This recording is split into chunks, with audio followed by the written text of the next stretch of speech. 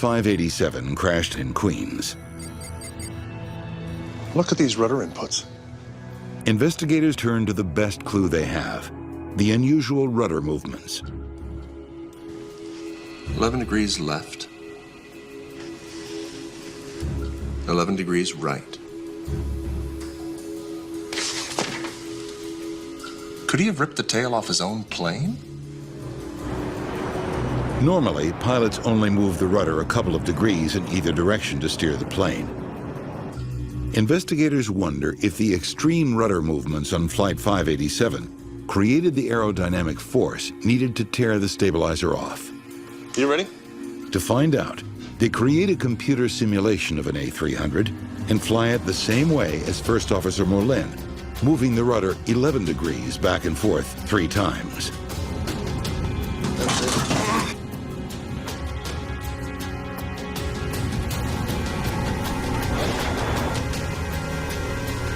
There. That would have done it. The discovery finally explains what happened to American Airlines Flight 587, but it doesn't explain why. It's clear the pilot should have had no trouble handling the amount of wake turbulence they experienced on takeoff, but that's not what happened on Flight 587. They don't understand why an experienced pilot would move his rudder so violently to fly out of the wake.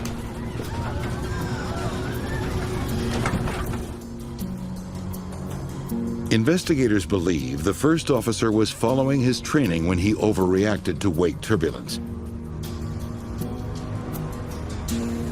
They learned that some trainees were presented with an impossible scenario. For this drill, there's a Boeing 747 just ahead of you. When you encounter his wake, the upset will begin. They were told that wake turbulence would induce the sudden roll.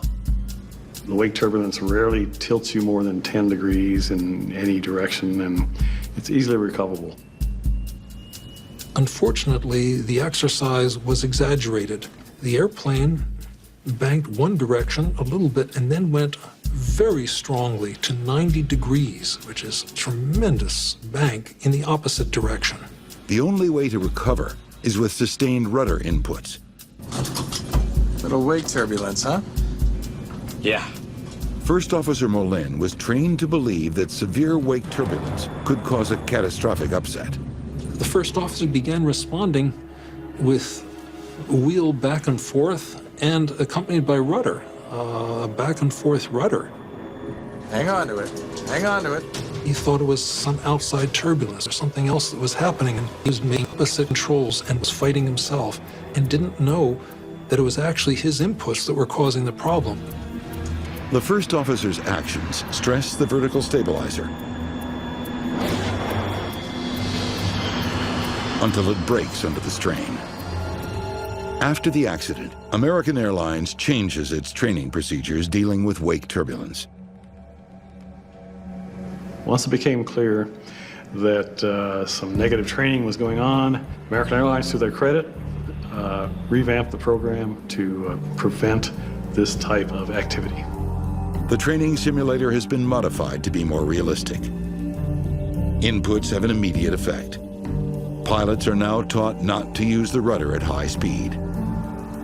A new warning light is also installed in the cockpit to help prevent pilots from deflecting the rudder too far during flight.